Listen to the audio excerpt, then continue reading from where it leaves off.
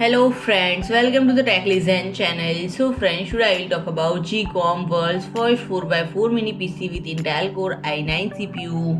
So friends, the IT13 represents the new innovation of Core H series based model boasting an Alder Lake Core i5-12650H processor, and this updated model incorporates a newer cooling system that has enabled Geekom to incorporate a more capable Raptor Lake Core i9 processor, and this particular CPU is a Core i9-3900H 45-watt high-end gaming laptop processor, and this is the first non 4x4 mini PC to feature Core i9 CPU. And friend, it will be available with various CPU options including Core i5 13500H and Core i7 13700H, and the spotlight will be on the i9 3900H SKU, which offers 6 performance and 8 efficiency core, resulting in a total of 14 cores and 20 threads with a boost capacity of up to 5.4 GHz. And friend, if you like my video, please do like, share and comment, and don't forget to subscribe my channel and press the bell icon.